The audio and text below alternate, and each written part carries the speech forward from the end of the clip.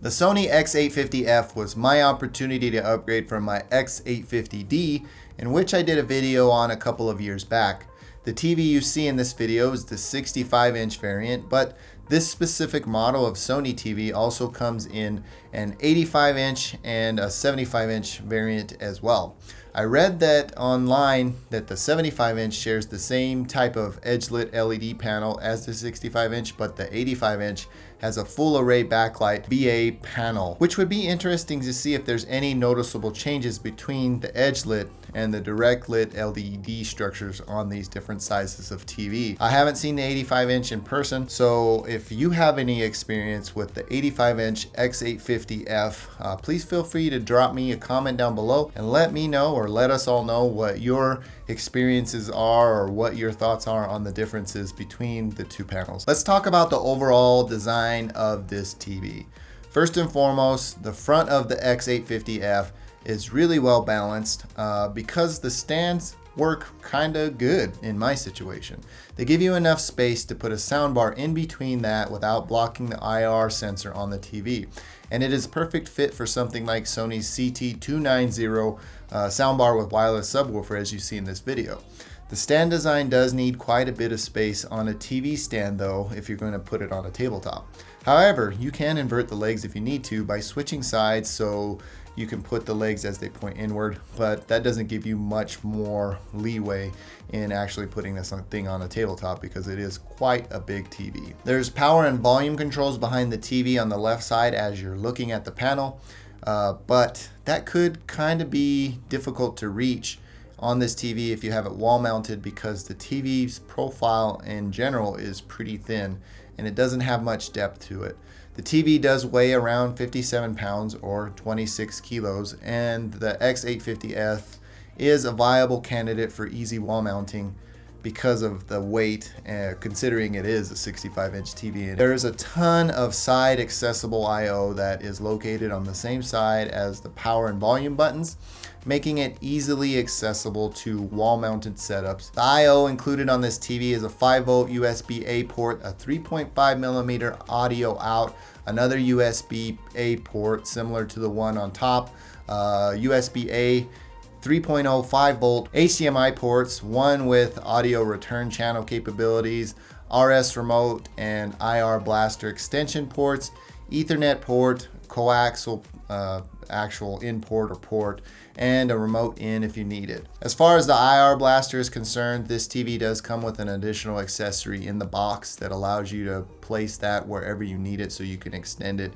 if you're not able to see the actual sensor on the front. If you need to do some sort of side control of the TV, that does come in the box. Facing directly back on the rear of the TV, there's a combination component in, digital optical out, and an additional HDMI port. As far as the HDMI ports, the only ones on this TV that you're going to get accessible or actual like 420 10-bit and 422 8-bit preview modes on this TV are HDMI, the 2 and the 3 on this port. I was reading in the manual that those two HDMI ports are the only two that support those. The bad part about that is that one of those is the ARC, or the audio return channel port, so you're going to have to sacrifice somewhere if you're going to want to use some sort of soundbar or soundbar system. I would just maybe go digital optical out at that point if you want to use two sources with that type of display capability. While we're talking about the display, it is beautiful to look at as it is surrounded by a very minimalistic border that isn't intrusive at all. It really gives you the feeling that you're immersed in your content. The X850F sports a 3840 by 2160 UHD IPS LCD panel that is HDR10 and is hybrid log gamma compatible, or HLG. Additionally, it looks like Sony has planned to deploy Dolby Vision via an update to the X850F series of TVs sometime in the future. Because that is documented on their support page in the specifications area. All of the display's awesomeness is processed by the 4K HDR X1 processor, which gives the TV a pretty great picture clarity representation, as well as the power to give you the HDR and HLG image quality that you would expect from Sony. The X850F has a pretty low contrast ratio, which doesn't make it great for darker environments, but its brightness and viewing angles made it the perfect choice for my living room.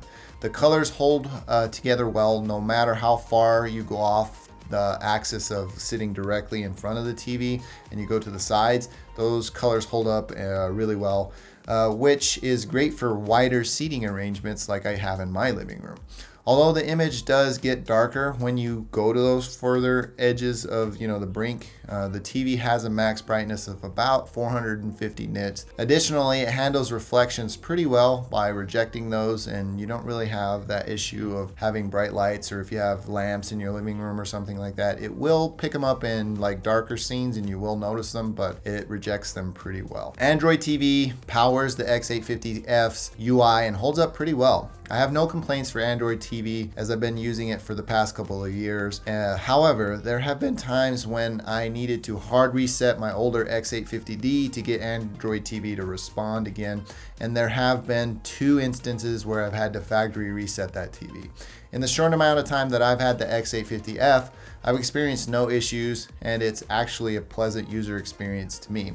It's an upgrade because it's a little bit different from the user interface that you would see on the X850D. Additionally, you can use Google Assistant or Alexa to voice command your way around the TV's tools. If I had any gripes with Google Assistant, would be that I want to make a command to the TV to make adjustments to the TV's like brightness or settings. That would be an awesome addition in a future update if Google ever wanted to give us that actual granular control. Let's talk about consuming content. First, watching sports on this thing is a pretty great experience. It's nice, bright, and you can see all the details of the game that you're watching.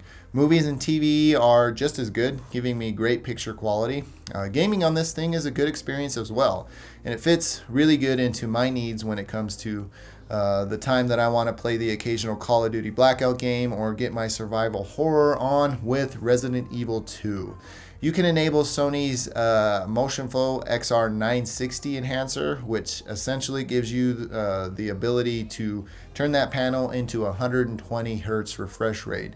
It's pretty neat and works well when I want to use it, but I hardly ever do because it's weird and just jarring for me. As for audio, there are 2 down-firing 10-watt stereo speakers with a bass reflect speaker to enhance the low ends. Nothing to write home about on this, and I would highly recommend that you invest in a soundbar at the least. The Sony CT290 I have works wonders on improving audio quality and actual consumption of surround sound stuff, and it just sounds really good. Additionally, the X850F supports DTS digital surround sound processing capability. So if you have a soundbar or a sound system that has that capability, this TV will output that signal and you'll be able to consume your media in that way. And that's just a fraction of what's packed into this TV. It has so many features that if I were to actually talk about every single one of them in this video, it would be an hour-long video. It's an awesome upgrade for me, and I'm happy I made the jump. The regular MSRP for the X850F is around $1,300 USD, but I've seen it go for under $1,000 easily, which at that price point is a no-brainer in my opinion if you're thinking about picking up a new TV. It's a beautiful, beautiful TV for bright environments and wide seating arrangements, and it does well in a lot of areas of media consumption. I would definitely not recommend this for darker rooms, as I can see how grayed out the blacks are when at night or whatever, but would say it's a good enough for a night viewing experience. It's not perfect, but I think it's awesome, and for the price that I got it at, I would definitely not go back.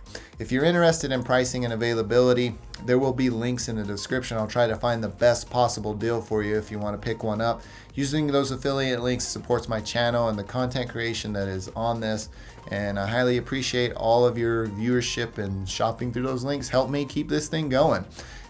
Before I close, I have nothing to disclose. I purchased this TV with my own hard-earned cash, and it's going to live in my living room for the next 2 or 3 years. So that about does it for me in this one. If you like this video, please feel free to give me a thumbs up. If you didn't, you know what to do. Thank you for taking the time to watch. I'm Tomas, and I will catch you in the next one.